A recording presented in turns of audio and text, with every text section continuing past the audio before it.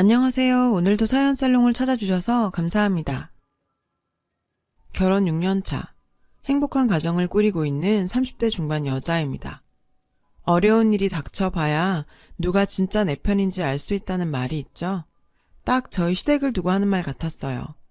고교 졸업을 앞두고 대학 진학을 위한 상담은 제 인생의 가장 큰 고민을 던져줬어요.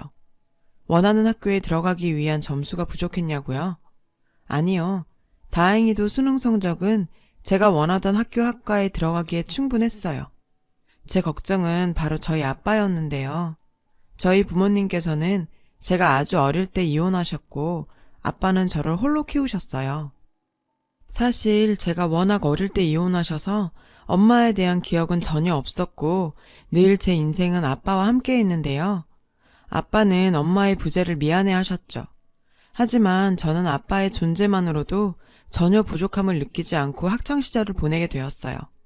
집안 사정이 넉넉하지도 않았지만 행복했어요. 싱글파파로 저에게 평생 헌신한 그런 아빠를 두고 서울로 대학을 간다는 게 내키지 않아서 전액 장학금을 받을 수 있는 지역의 대학을 생각하고 있었습니다. 아빠는 뜬금없이 저한테 밥 먹으러 가자며 고급 갈비집으로 데리고 갔어요. 그곳에서 아빠와 처음으로 대학 진학에 대해 이야기하게 되었어요. 아빠, 나 이번에 전액 장학금 받고 우리 집 근처에 있는 대학 가려고. 내가 열심히 하면 서울이든 여기든 똑같아. 학비도 안 들고 서울의 월세도 엄청 비싸대. 우리 딸, 혹시 내 걱정 때문에 서울로 안 가는 거라면 그럴 필요 없어. 아빠 여기 친구들도 많아서 걱정 없고. 그리고 내가 우리 딸 대학 보내려고 어렸을 때부터 모아둔 돈도 있으니 그런 걱정하지 말고 네가 원하던 대학으로 원서 내. 아빠는 학비와 생활비로 쓰라며 통장 하나를 내미셨고 제 손을 꼭 잡고 이야기하셨어요. 아빠는 우리 딸이 아빠 때문에 원하는 거 못하면서 사는 거 싫어. 우리 딸은 똑똑해서 뭘 해도 잘할 거야. 알았지? 아빠의 진심 어린 말에 아빠 품에 안겨 어린 애처럼 펑펑 울었네요. 저는 아빠의 지지 덕에 서울에 있는 학교에 지원했고 당당하게 합격했어요. 제 나이 20, 대학 입학을 위해 난생 처음으로 고향을 떠나 서울로 오게 되었죠. 아빠의 기대에 어긋날 수 없었던 저는 다들 놀고 즐기는 1학년 때부터 도서관에서 살다시피 할 정도로 열심히 공부했어요. 그러다 보니 캠퍼스의 낭만은 저에게는 남의 이야기일 뿐이었어요. 서울 생활이 2년이나 지났지만 저는 과에서도 거의 아웃사이더였던 터라 주말에 연락할 사람 하나 없었어요. 3학년이 되어서야 이렇게 대학 생활을 보낼 수는 없다 생각이 들더라고요. 그래서 동아리 활동이라도 시작해야겠다 싶었어요. 사실 3학년을 환영해주는 동아리는 없었어요. 포기하려는 차에 게시판에 걸린 공지를 보게 됐죠. 밴드부 키보드 구함. 어릴 때부터 10년 이상 피아노를 쳤던 저에게 딱 맞는 동아리였습니다. 그리고 운명처럼 가입하게 된 그곳에서 미래의 제 남편이 될 남자를 만나게 되었어요. 밴드부 리더이자 보컬이었던 그는 정말 신비한 사람이었어요. 노래할 때 제외하면 말하는 걸 들어본 적이 드물 정도로 과묵한 사람이었어요. 게다가 뭔가 모를 그늘이 있는 사람처럼 보였는데요. 동아리 가입 후에 저도 뭔가 대학의 일원이 된 것 같은 느낌이 좋아서 동아리 활동에 열심히 참여했어요. 그와 함께 공연 준비하면서 말이 없는 그와도 조금은 친하게 되었지만 그런 시간도 길지만은 않았어요. 졸업반이었던 그는 마지막 공연을 마친 후에 취업을 위해 더 이상 동아리 활동에 참여하지 않았어요. 그리고 얼마 지나지 않아 졸업하게 되었습니다. 그리고 그렇게 끊겼던 저희의 인연은 제가 졸업 후 제약회사에 취업하면서 운명처럼 다시 이어지게 되었어요. 원하던 회사에 입사했지만 현실은 훨씬 냉담했어요.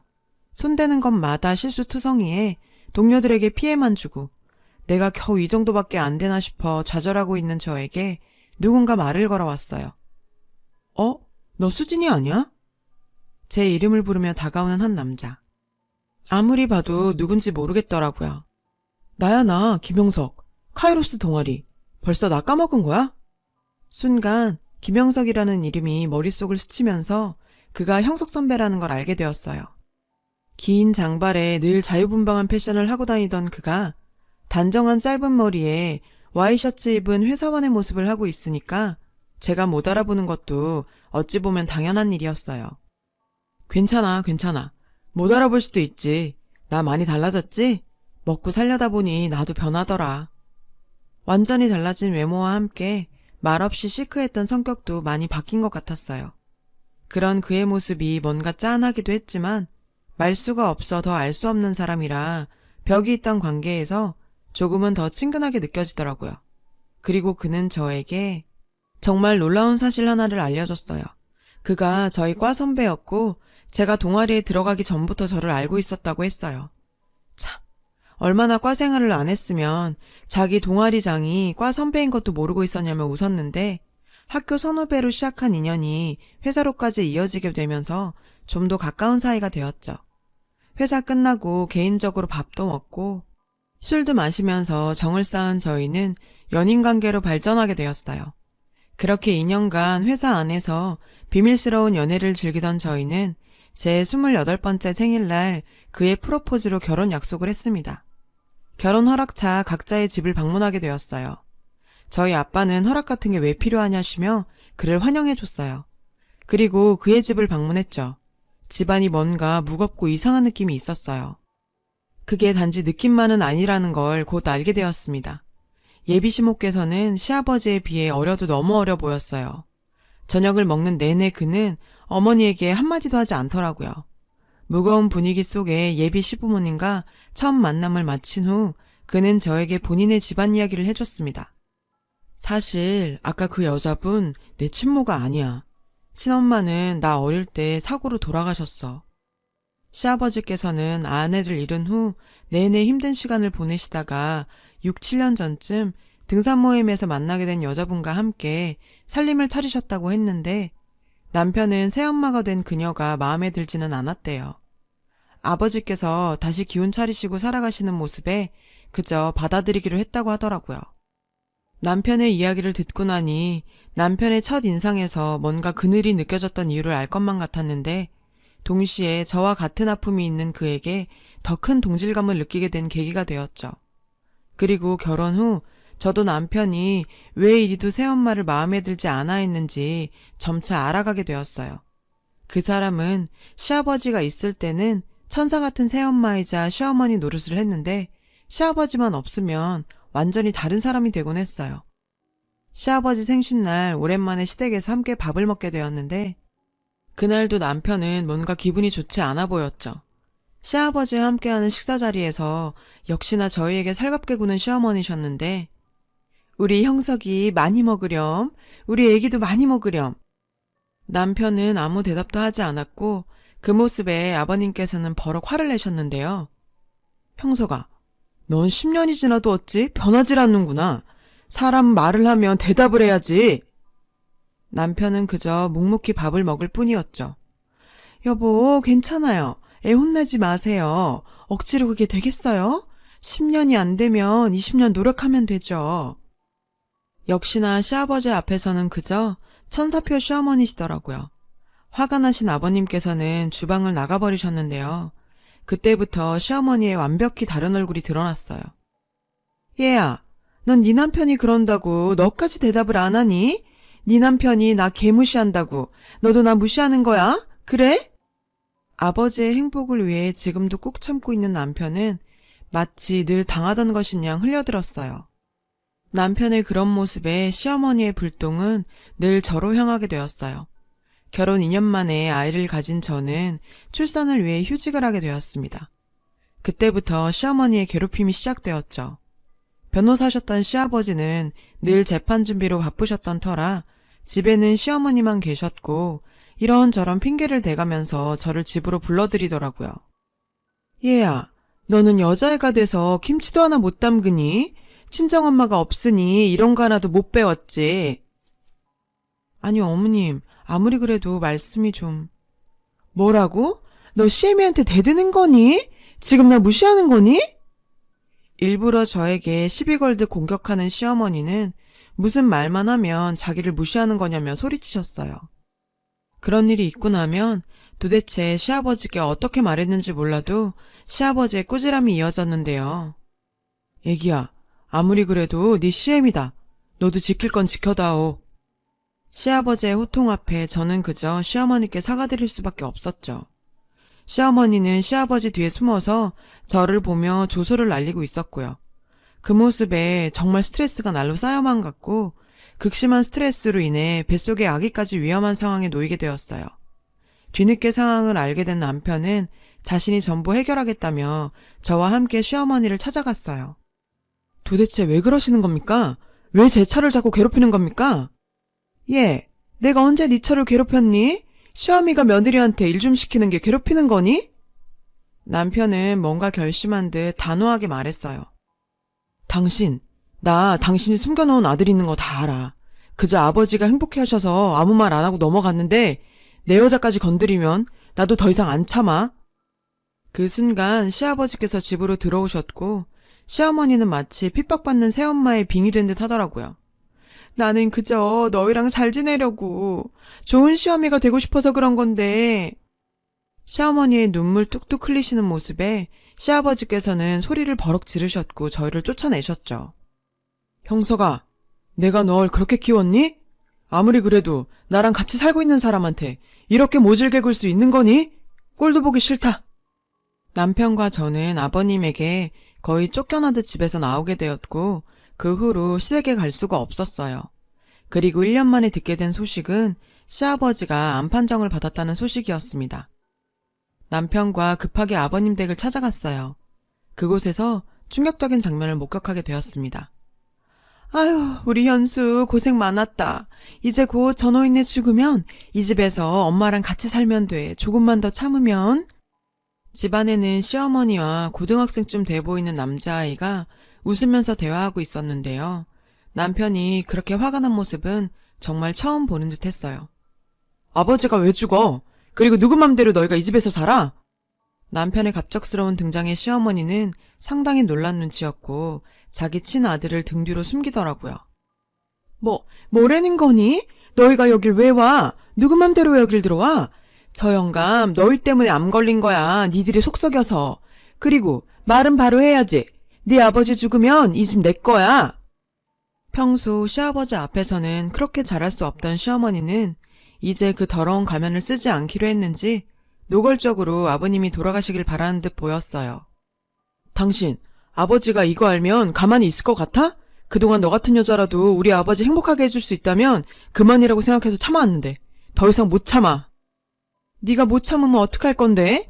네 아버지 다 늙어 암까지 걸려서 골골하고 있는데? 정신도 없는 양반이 뭘 하겠어. 말하려면 해봐. 지금도 정신 못 차리고 자고 있을걸? 정말 듣고 있자니 악마가 따로 없었어요.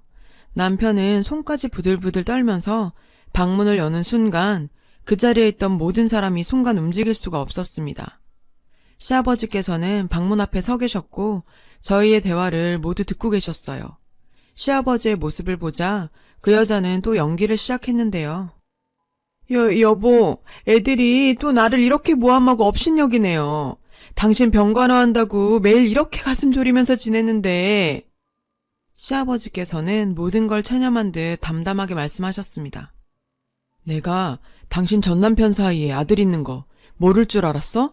당신이 말만 하면 그 아이까지 거둘 생각이었는데 넌 끝까지 말 안 하더라. 결국 내가 죽으면 내 재산 가지겠다는 생각이었니? 여보, 아니야. 오해야. 얘는 내 조카야, 조카. 대답해봐, 현수야.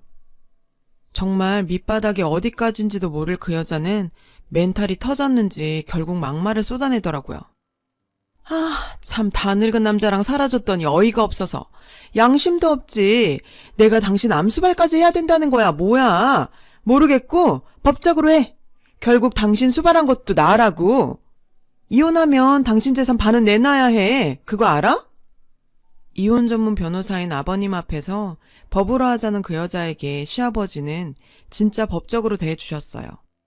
당신이 나랑 혼인신고를 했던가? 당신 나랑 법적으로 남남이야. 그리고 병수발을 했다고? 잠이나 자라고 약에 수면제 타준 게 병수발이니? 내 재산 당신한테 100원도 못 줘. 소송 걸려면 걸어봐. 그리고는 시아버지께서는 저희에게 사과하셨어요. 형서가, 애기야, 내가 미안하다. 모두 내 잘못이다. 내가 너희를 오해했구나. 그렇게 속 깊은 너를 두고 면목이 없다. 그 여자는 아버지께 약이라고 속이고 수면제와 계속 같이 먹였고 그 때문에 계속 잠만 주무셨던 건데요. 자신이 더욱 정신이 흐릿해지니 이상해서 결국 수면제를 알아내게 되신 거예요. 남편은 이러한 사실을 알게 되니 그 여자를 더욱 용서할 수 없었겠죠. 시아버지께 위험한 수면제를 계속 먹인 그 여자를 고소하게 되었어요.